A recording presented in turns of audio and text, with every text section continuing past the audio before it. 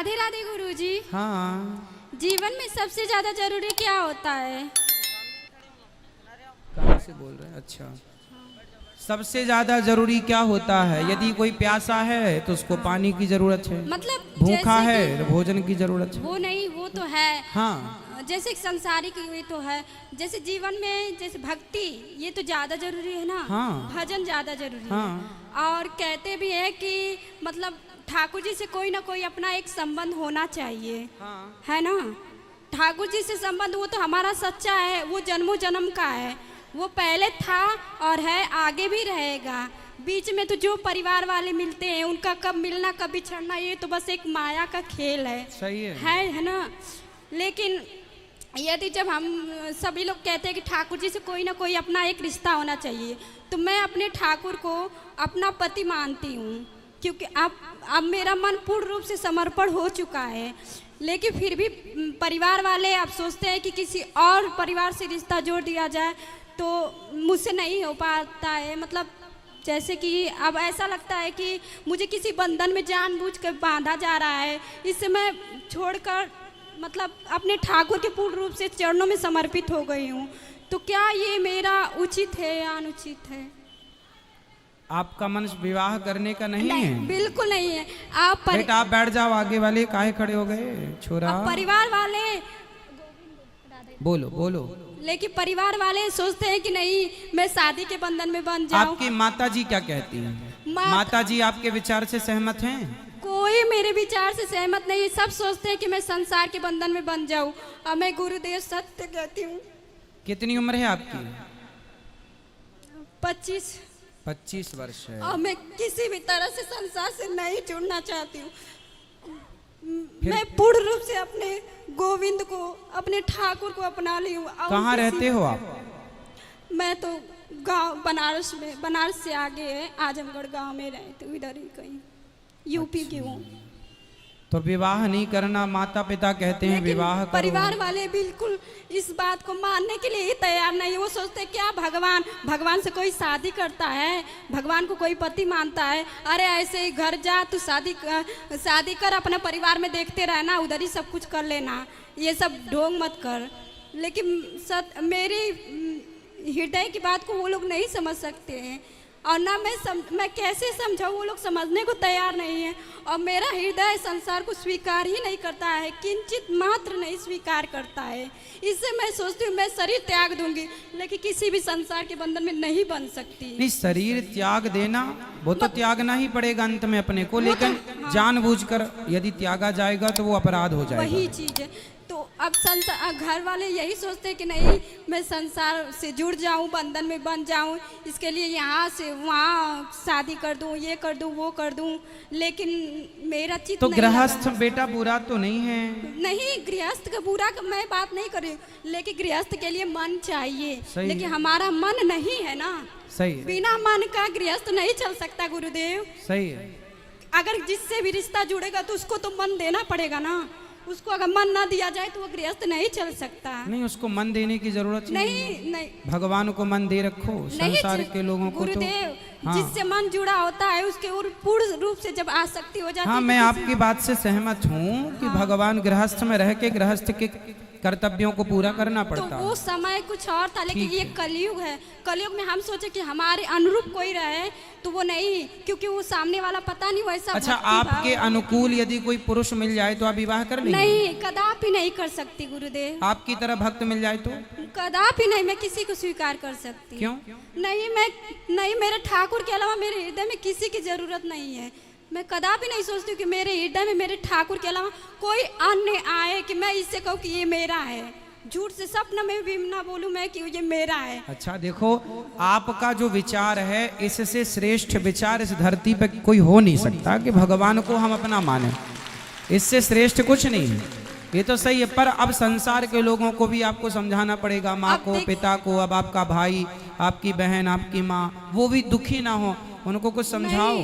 मैंने एक कथा में सुना था संत गुरुदेव के मुख से कि हमारे ठाकुर कहते हैं कि तू सब कुछ सर्व धर्मों को त्याग कर तू मेरी शरण में आ, मैं तेरी रक्षा करूंगा। हाँ, भगवान गीता में कहते हैं सर्वधर्मान परित्यज्य माम एकम शरणम मैं व्रज। तेरी रक्षा करूंगा। मैंने बस एक बात उनकी पकड़ ली और हृदय में ये धारण कर लिया कि मेरे ठाकुर जब कहते हैं कि जब मैं तेरी रक्षा करूंगा तो तब मैं क्यों बंधन में बंधूं। ये संसार तो बस माया के खेल है, ये परिवार वाले आज है कल नहीं रहेंगे। चलो आपकी बात से मैं सहमत हूं, पर एक छोटा सा प्रश्न मेरा आपसे ये है कि चलो आज तो आपके मन में गोविंद है और आपके मन में कोई किसी पुरुष का स्थान नहीं है, हमेशा आपकी साधना ऐसी चले, पर आज नहीं, आज के 5 साल बाद 10 साल बाद कभी यदि मन ऐसा हुआ, क्योंकि मन देखो मन स्थिर नहीं हो पाता, यदि आपका मन स्थिर हो जाए तो बहुत बड़ी बात है, पर मन तो देखो रोज गुलाटी खाता है, मन कभी ऐसा कहता है कभी मन ऐसा कहने लगता है, जैसे अब मन अच्छा कहता है कल को उससे बुरा कहने लगता है, तो मन का भरोसा नहीं करना चाहिए। मन का भरोसा नहीं गुरुदेव, यदि हमारा जब जैसे हम उनसे जुड़े हैं तो मेरे ठाकुर ने मुझे अपनाया है और मुझे विश्वास है जब मेरे ठाकुर ने मुझे अपनाया, मुझे ऐसा स्वप्न में दिखा कि मेरा ठाकुर से विवाह हो रहा है। मैंने ऐसा जब तो आप माला किनकी जपते हैं?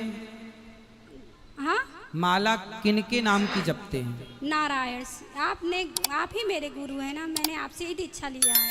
अच्छा। 1 साल पहले मैं आई थी तो जो मंत्र दिया गया है उसका जाप करते उसका हैं? जाप करती हूँ। तो मैं मंत्र जाप करते समय एक दिन भाव में डूबी थी, तो आपके मुख से मैंने सुना था कि मतलब ठाकुर को कोई ना कोई रिश्ता जरूर होना चाहिए। तो मैं मन में भाव विचार करती थी, मैं ठाकुर को क्या मानूं। एक दिन मैं जब भजन करने बैठी थी तो मेरे भाव में ऐसा भाव हुआ कि मेरा विवाह मेरे ठाकुर से हो रहा है।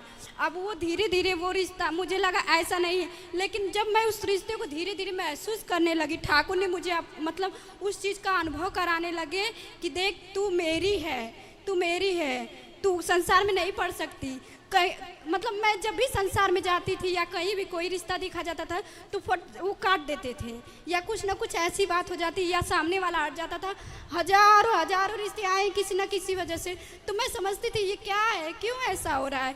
फिर मुझे धीरे धीरे ठाकुर ने खुद अनुभव कराया कि तू मेरी है, तू मत संसार में पढ़। मैंने फिर संत गुरुदेव के प्रेमानंद महाराज जी हैं, उनका सत्संग सुनने लगी, फिर मुझे समझ में आया, फिर मुझे लगा कि हाँ ये ठाकुर की बात है। जब मैं उनके रास्ते पे चलने लगी तो मुझे खुद वो अनुभव कराने लगे कि देख मैं तेरा हूँ, तेरा कोई नहीं है। इसलिए और फिर मैं उनकी सत्संग भी सुनती हूँ और मैंने घर त्याग दिया है, छोड़ दिया सब कुछ, और मैं बस अपने ठाकुर के भरोसे हूँ।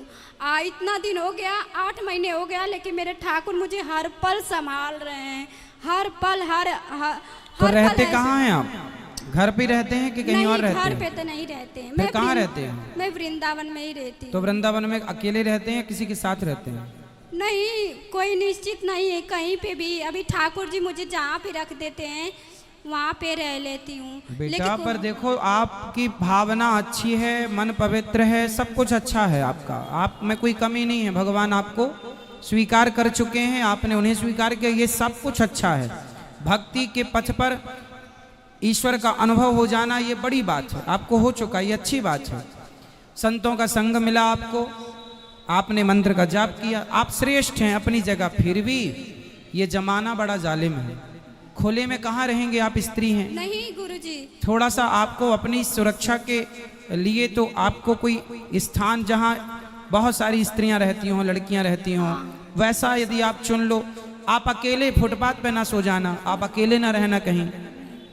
मैं गुरुजी कभी कभी भय, मतलब मन में ऐसा लगता कि नहीं, रक्षक तो भगवान है, रक्षक तो भगवान है। द्रौपदी की लाज बचाई, रक्षक थे, फिर भी लुटी ना लाज, फिर भी लाज लुटी ना, उन्होंने पुकारा ही नहीं ना। हाँ, तो द्रौपदी की लाज लुटी, फिर भगवान ने पुकारा। तो हमें ये मैसेज है कि हम ऐसा काम ना करें कि वो स्थिति उत्पन्न हो। इसलिए हम थोड़ा सिक्योर रहें, और भाव अच्छा है आपका, भाव में रहना अच्छी बात है, पर भाव में संसार आपके भाव को नहीं समझ पाएगा, संसार आपकी भावनाओं को नहीं समझ पाएगा। मैं ऐसा अनुभव भी करती हूँ कि मतलब मुझसे कोई ऐसा कार्य नहीं होता है जो शास्त्र के विरुद्ध हो, या ऐसा नहीं करना। यहाँ पे का खतरा रहेगा तो मुझे लगता है मेरे ठाकुर पहले ही मेरा हाथ पकड़ के इधर ला रहे कि इधर खतरा है, तू इधर। द्रौपदी माँ ने पुकारा, भगवान जरूर आए। द्रौपदी माँ ने पुकारने में देर लगा, ये बात बिल्कुल सत्य है। फिर भी नारी है, नारी को हमेशा सुरक्षित रहना चाहिए। हाँ जितना समाज में क्राइम हो रहा है उसको देखते हुए हम आपसे कह रहे हैं कि द्रौपदी की तरह आपका भाव है, पवित्र है, अच्छा है। और फिर संत गुरुदेव भी कहते हैं यदि जब हम अपने भक्ति और प्रेम के मार्ग पे आगे बढ़ते हैं तो पग पग पर प्रतिकूलता आती है। वो हमारे ठाकुर हमसे परीक्षा लेते हैं कि क्या तेरा मन अभी भी मुझ में है या संसार में है। मन की बात नहीं है बेटा, आपकी सुरक्षा की बात है। आजकल तो लोग इतने दुष्ट लोग हैं समाज में कि अच्छे खासे संतों को मारकर उनको लूट लेते हैं। पैसे के लिए क्या नहीं कर रहा है आजकल, अपने बाप को मार डालते हैं, अपनी माँ को घर से निकाल देते हैं। तो भाई आपकी हर बात सही है। देखो भगवान सबके रक्षक हैं, बोलो हाँ, सबके रक्षक हैं भगवान। तो भगवान जब सबके रक्षक हैं तो जब भरत जी राम जी से मिलने चित्रकूट गए, भरत जी जब राम जी से मिलने चित्रकूट गए तो भरत जी ने अपने 4 सेनापतियों को बुलाया और चारों को बुला के कहा सुनो, पूरी अयोध्या तुम 4 लोगों के हाथ में देता हूं। पूरब गेट तुम्हारा, पश्चिम गेट तुम्हारा, उत्तर गेट तुम्हारा, दक्षिण गेट तुम्हारा। अब प्रश्न ये खड़ा हुआ कि भरत जी जब आप राम जी के पास जा रहे हैं और राम पे विश्वास है और आप कह रहे हैं कि अयोध्या राम जी की है, राज्य राम जी का है, तो ये 4 लोगों को आप नियुक्त क्यों कर रहे हैं? तो भरत जी ने कहा कि अयोध्या तो राम जी की है, पर राम जी की है इसलिए उसे बचाए रखना राम जी के लिए ये मेरी जिम्मेदारी है। तो आप भगवान की हो पर भगवान के लिए आपको बचाए रखना ये भी आपकी जिम्मेदारी है। भगवान हाँ ये तो है गुरुजी, बस। लेकिन मैं तो संत गुरुदेव की मतलब जो जैसे बताते हैं वैसा मैं करती हूँ। ऐसा अनुभव भी करती हूँ कि नहीं ये सत्य है, क्योंकि मैं जब समझती हूँ, जब ये जान चुकी हूँ कि ठाकुर कहते तू मेरी शरण में है तो तेरी रक्षा की जिम्मेदारी मैं लेता हूँ। जब तेरा कोई नहीं है मेरे सिवा तो तेरी सारी जिम्मेदारी मैं लेता हूँ, अपने सर पे लेता हूँ। सुनो, एक गुरु जी ने चेले को ज्ञान दिया, बिल्कुल आपकी तरह चेला था। गुरु जी ने चेले से कहा सुनो, सब कुछ भगवान की मर्जी से होता है। सब कुछ भगवान की मर्जी से होता है। तो चेला बोला ठीक है, सब कुछ भगवान की मर्जी, मान लिया उसने गुरु जी की बात। अब वो रास्ते से जा रहा था तो हाथी आ रहा था। अब हाथी आ रहा था, हाथी के ऊपर महावत बैठा था और महावत चिल्ला रहा सुनो भागो, हाथी बौखला गया है, पागल हो गया है, भाग जाओ जल्दी, भागो भागो, ये हाथी उद्दंड हो गया है, पागल हो गया, रौंदता आ रहा सबको, भागो। और वो चेला सामने खड़ा, बोले गुरुजी ने कहा सब भगवान की इच्छा है, सब भगवान की इच्छा। वो चिल्ला रहा हट जा हट जा, बोले नहीं, गुरुजी ने कहा भगवान की इच्छा है। हाथी आया, उठा के पटक दिया, नस नस टूट गई, लंगड़ाता गया। बोले गुरुजी आपने तो कहा था भगवान सबके रक्षक हैं, भगवान सबकी रक्षा करते हैं, मैं तो भगवान की भरोसे खड़ा था, तो भगवान ने रक्षा क्यों नहीं की? जब भगवान सब करते हैं तो भगवान। गुरुजी ने बोला ये बता वो हाथी के ऊपर कोई बैठा था? बोले हाँ बैठा था। बोले वो कुछ कह रहा था? बोले कह रहा था हट जाओ हट जाओ। गुरुजी ने कहा कि यदि सब भगवान की इच्छा से हो रहा है तो वो महावत भी भगवान की इच्छा से कह रहा था कि बेटा हट जा, वो भगवान की आज्ञा थी, हट जा। तो आपको जो हम समझा रहे हैं ये भगवान की आज्ञा है कि सुरक्षित रहो। हाँ ये तो है सुरक्षित। तो हाँ। वैसे कोई भी अपनी सुरक्षा स्वयं नहीं करता सकता, सुरक्षा करने वाले तो हमारे ठाकुर ही है। भगवान सबके रक्षक हैं। हाँ वही रक्षक है, लेकिन हम अगर हम अपनी ना चलाएं, अगर हम अपनी ना चलाएं तो वो अपनी चलाते चलो हैं। हमारा जो धर्म है आपको समझाना, एक गुरु के नाते, एक भाई के नाते कि भाई महिलाओं को खुले में नहीं रहना है, सुरक्षित रहना है। नहीं। अब आपको जो अच्छा लगे वो आप करो, भगवान की राह पर चले हैं, अच्छी बात है, चलो भगवान आपकी रक्षा करें।